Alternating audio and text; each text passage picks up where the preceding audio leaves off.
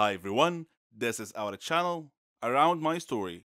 Please like, share and subscribe. Émilie et moi sommes devenus meilleures amies au cours de la première année de lycée. Nous sommes liés par notre amour du théâtre. Nous fréquentions les mêmes groupes et suivions les mêmes cours. Il semblait si facile d'être meilleures amies. Les choses se sont compliquées lorsqu'il a fallu passer à l'université. Nous n'allions pas dans la même université, mais nous étions toujours très proches en tant qu'amis. Nous nous envoyions beaucoup de messages sur ce qui se passait dans nos vies et lorsque j'avais besoin d'un conseil, elle était la première personne à qui je parlais. J'ai eu du mal à faire la transition entre le lycée et l'université, où tout semblait si facile. L'université était un endroit complètement différent pour moi, et c'est à elle que j'en parlais. En première année, je la voyais tous les 2 mois. Elle était suffisamment proche pour que nous puissions essayer de trouver le temps de passer du temps ensemble. Je n'avais pas beaucoup d'amis, il était donc plus facile de lui laisser mon temps libre. Cela ne me dérangeait pas, c'était ma meilleure amie. La deuxième année a été la même chose. Mais j'avais mis de l'ordre dans ma vie. Je ne me débattais pas dans mes cours, mais ma vie sociale était toujours la même. Je n'avais que peu d'amis avec lesquels je traînais, et cela ne me dérangeait pas parce que je l'avais, elle. Nous nous parlions et nous nous envoyions des messages à propos de tout, et je lui faisais part de tous mes soucis et de toutes mes frustrations. Sans elle, je n'aurais pas survécu à ces 2 premières années.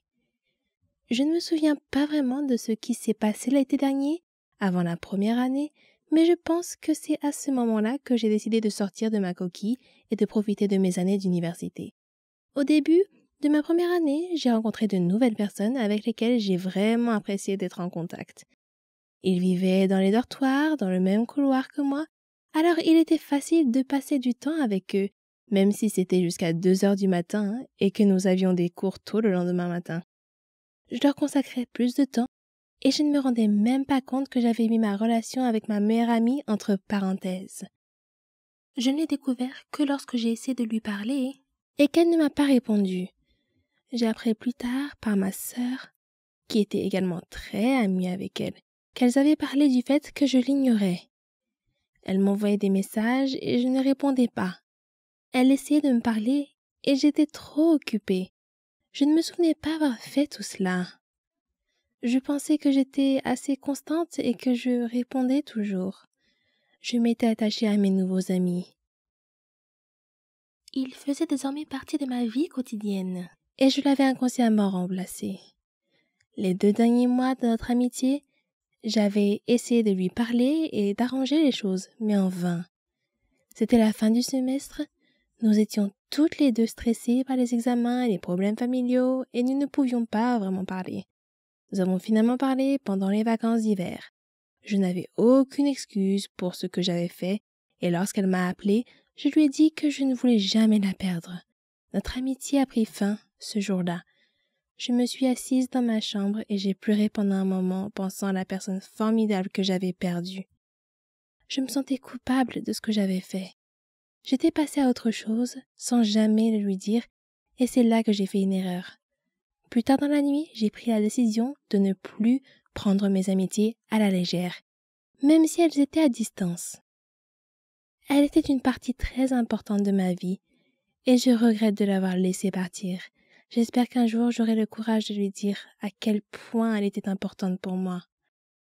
Elle a tant fait pour moi, même s'il s'agissait d'un simple message pour savoir comment j'allais. Je garde l'espoir qu'un jour nous pourrons redevenir amis. Mais ce n'est pas tout. Émilie écoutait un groupe de filles et au lieu d'essayer de me ramener à la raison, elle a laissé quelqu'un me la voler. J'étais tellement prête à essayer d'arranger les choses, jusqu'à ce que j'entende sa version de l'histoire. Je tiens à lui dire un grand merci. Eh oui, j'ai été aigrie, très aigrie, quand j'ai découvert la vraie raison pour laquelle ma meilleure amie ne me parlait plus autant. J'étais en colère contre elle et je l'ai blâmée pour tout. Je l'ai blâmée pour les moments perdus avec elle, pour les souvenirs, et je regrettais tout. de l'argent à l'empreinte de vêtements, en passant par des choses simples comme aider à la maison, parce que tout cela n'était rien d'autre que du temps perdu.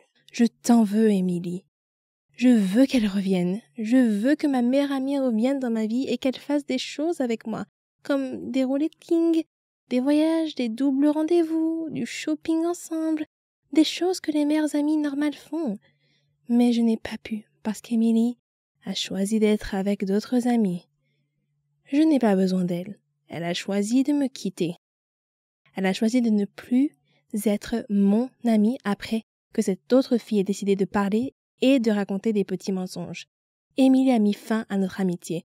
L'autre fille n'y a joué qu'un rôle. Mais Émilie l'a accueillie et je dois la remercier pour cela. C'est cruel de faire cela à un être humain. Les êtres humains doivent se sentir désirés, ce qui n'est pas le cas. Quant à la fille qui m'a volé ma meilleure amie, assure-toi d'être là pour elle lorsqu'elle et son petit ami traversent une période difficile. Assure-toi d'être là pour lui parler lorsqu'elle a des doutes sur l'université ou que sa famille la harcèle. Assure-toi d'être là pour ses séances de rollicking, ses virées shopping ou tout simplement ses soirées cinéma. Prends-la dans tes bras lorsqu'elle pleure devant La Belle et la Bête. Sois la meilleure personne possible pour elle. Je sais qu'elle en a besoin plus que jamais, parce que c'est ce qu'elle mérite. Je ne pense vraiment pas que je m'en remettrai un jour. Elle m'a quittée pour une raison stupide, pour quelque chose que tu as causé. Mais ce n'est pas grave, on vit et on apprend. Quelqu'un a dit un jour, certaines personnes nous quittent, mais ce n'est pas la fin de ton histoire. C'est la fin de leur rôle dans ton histoire. Je chérirai toujours notre amitié. Même si les choses n'étaient pas censées se passer ainsi. Votre meilleure amie l'est pour une raison. Et cela ne devrait pas se terminer de la même manière que pour moi. Souvenez-vous de tous les moments que vous avez vécus. Parce qu'un jour, vous ne serez peut-être plus les mêmes ou vous passerez à autre chose. Ce qui est agréable avec la réussite, c'est de voir tous vos amis et votre famille être si fiers de vous et de vos réussites. Ce respect et cette appréciation mutuelle sont le fondement de la véritable amitié. Mon histoire parle de succès et d'amitié et aussi quand deux amis deviennent incompatibles et ne vont plus de pair. Je m'appelle Chérie et j'ai 21 ans. J'avais une amie qui s'appelait Margot. Elle n'était pas seulement mon amie, elle était ma meilleure amie, ma sœur. Elle était tout pour moi. Nous étions semblables à bien des égards, même dans nos passe-temps et nos rêves. Après la mort de mon père, maman et moi avons déménagé dans le quartier de Margot, car sa mère était la meilleure amie de ma mère. Je n'avais que 3 ans à l'époque, alors Margot et moi avons pratiquement grandi ensemble. À l'école, nous partagions les mêmes classes, étudions ensemble et faisions même équipe dans les labos. Elle et moi rêvions toutes deux de devenir pharmaciennes. J'ai eu du mal au lycée, mais je m'en suis sortie grâce au soutien et aux encouragements de Margot. Je n'avais pas autant de liberté et d'indépendance qu'elle, car ma mère me surprotégeait. C'est à ce moment-là que mon histoire a vraiment commencé. Lorsque j'ai décidé de m'inscrire à la faculté de pharmacie, Margot m'a demandé pourquoi j'avais choisi cette spécialité. Je lui ai répondu que mon père était mort d'une maladie maligne, incurable, et que mon rêve était de trouver un remède à cette maladie pour sauver des vies. J'ai étudié dur et je me suis inscrite avec succès à la faculté de pharmacie.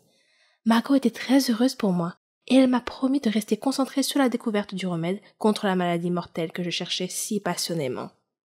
Je lui ai demandé de rester à mes côtés à tout instant, ce qu'elle a fait avec plaisir. La faculté de pharmacie se trouvait à l'étranger, donc hors de mon pays. Je serais indépendante et libérée du contrôle étouffant de ma mère. Franchement, j'avais hâte d'y être. Margot et moi avons trouvé un endroit où loger près de la faculté, dans une auberge de jeunesse avec un groupe de filles de différents pays. Contrairement à moi, Margot a pu facilement se lier d'amitié avec elle. Nos études n'ont pas été faciles au début, mais nous avons travaillé dur et nous nous sommes débrouillés. J'étais tellement excitée de me plonger dans mes recherches et d'en apprendre le plus possible. J'interrogeais constamment les instructeurs et les médecins pour élargir mes connaissances. C'était mes débuts, et Margot est restée à mes côtés tout ce temps. Finalement, nous avons été diplômés de la faculté et avons entamé nos carrières. J'ai commencé dans une entreprise pharmaceutique et elle dans une autre. Nous étions maintenant des concurrentes en quelque sorte. Pour préparer mes recherches privées, j'ai loué un appartement près de mon entreprise. Margot a fait de même près de son entreprise. Elle me demandait toujours comment se passaient mes recherches. Elle savait que j'essayais de développer un antibiotique pour guérir la maladie mortelle de papa. Mais ce n'était pas facile, car le système immunitaire de l'organisme attaquait l'antibiotique et le détruisait avant qu'il ne puisse détruire les cellules malades. Je devais découvrir une substance neutre que le système immunitaire n'attaquerait pas, afin que le médicament puisse pénétrer dans l'organisme suffisamment loin pour trouver et détruire les cellules malades par des interactions chimiques. Mon premier travail de recherche a été rejeté, mais j'ai continué à essayer, et à chaque tentative, je découvrais quelque chose de nouveau. À cette époque, Margot était également occupée par son travail. Un jour, elle m'a appelée. Elle pleurait parce qu'elle avait été renvoyée de son travail. Il l'accusait d'avoir volé une étude importante. Je lui ai dit qu'elle était tellement compétente dans son travail qu'elle ne devait pas être triste, mais plutôt essayer de trouver un emploi dans mon entreprise. Je lui ai dit que je la recommanderais à mon directeur. Elle m'a serré dans ses bras et m'a beaucoup remerciée en disant « Tu es vraiment la meilleure amie du monde, chérie !» Le lendemain, j'ai parlé de Margot à mon directeur et lui ai dit qu'elle cherchait un emploi et qu'elle attendait dehors. Il lui a fait passer un entretien et lui a donné un emploi. J'étais tellement heureuse qu'elle et moi travaillions dans la même entreprise. Margot a continué à me poser des questions sur mes recherches et je lui donnais des nouvelles de temps en temps. J'hésitais à lui en dire trop, mais après tout, c'était ma meilleure amie. Alors, je l'ai invitée chez moi pour lui parler de mes recherches. Margot n'était pas aussi heureuse que je le pensais d'entendre parler de mes progrès, mais je me suis dit que c'était à cause de son récent licenciement. Mes recherches personnelles prenaient tout mon temps. Elles étaient même plus importantes que mon travail. Un jour, lorsque je me suis présentée au travail, mon responsable m'a dit qu'il n'avait plus besoin de moi et que j'étais licenciée, virée. J'étais choquée et j'ai demandé pourquoi. Il m'a répondu que je passais trop de temps à la maison à faire mes recherches personnelles et trop peu de temps au travail. Il m'a dit qu'il avait envoyé plusieurs lettres à mon domicile me demandant de revenir travailler et que je ne lui avais pas répondu et que je n'étais pas revenue au travail. Il m'a dit que ma colocataire, Margot, avait reçu les lettres en mon nom et avait promis de les remettre. J'étais choquée. Je lui ai dit qu'elle ne m'avait jamais rien dit. De retour à la maison, j'ai confronté Margot et lui ai demandé pourquoi elle ne m'avait pas remis les lettres de mon patron comme elle l'avait promis. Elle s'est excusée et a dit qu'elle avait reçu les lettres, mais qu'elle était si occupée qu'elle les avait mises de côté et oubliées. Je lui ai pardonné, mais j'ai eu l'impression qu'elle n'était pas tout à fait honnête avec moi. J'ai mis l'affaire de côté et lui ai dit que le fait d'être licenciée me permettrait simplement de libérer du temps et d'en consacrer davantage à mes recherches personnelles. Quelques jours plus tard, Margot m'a appelée pour me demander de venir faire la fête avec elle, et je lui ai demandé de quoi il s'agissait. Elle m'a dit qu'elle avait obtenu une promotion et pris ma place au travail, mon ancien emploi. J'étais heureuse pour elle, mais en même temps, je sentais que quelque chose clochait dans cette histoire. Et ce sentiment semblait s'amplifier. Le temps s'est écoulé et mes expériences ont finalement été couronnées de succès. J'avais réussi à trouver le médicament qui pouvait détruire les cellules malades. J'étais aux anges. Papa aurait été si fier de moi. J'ai appelé Margot et lui ai parlé de ma découverte. Elle m'a dit « Oh, chérie, tu as réussi! Tu as découvert le remède !» Je lui ai dit que j'avais l'intention de présenter bientôt mes recherches à une autre société pharmaceutique, une société qui était meilleure que la précédente qui m'avait licenciée. Elle avait l'air heureuse pour moi, mais avait un regard étrange. Je me sentais fatiguée et j'ai souhaité bonne nuit. Elle m'a dit qu'elle allait rester debout un moment, alors je me suis endormie. Quand je me suis réveillée le lendemain matin, j'ai trouvé mon espace de recherche en désordre et mes données de recherche avaient disparu. J'ai réveillé Margot et lui ai dit que quelqu'un avait volé mes recherches la nuit dernière. Elle a dit « Ce n'est pas possible. Qui d'autre que toi et moi était au courant de tes recherches ?» J'ai dit « C'était peut-être mon ancien directeur. Peut-être qu'il avait deviné que j'avais fait une avancée. » Je ne sais pas. J'ai appelé la police pour signaler l'effraction et le vol de mes données de recherche, mais ils n'ont trouvé aucune preuve de l'identité du coupable. Je suis retournée dans mon pays d'origine, déçue et abattue. J'ai trouvé un autre emploi, dans une entreprise proche de chez moi. De nombreux mois s'étaient écoulés. Je n'étais plus en contact avec Margot. Nous avions perdu le contact quelque part en cours de route. Et puis un jour, maman regardait la télévision. Quand elle a soudain vu une émission qui allait parler d'un nouveau médicament qui traiterait et guérirait la maladie maligne de papa. Ils allaient interviewer l'inventeur de ce remède miracle. Je me suis assise, captivée.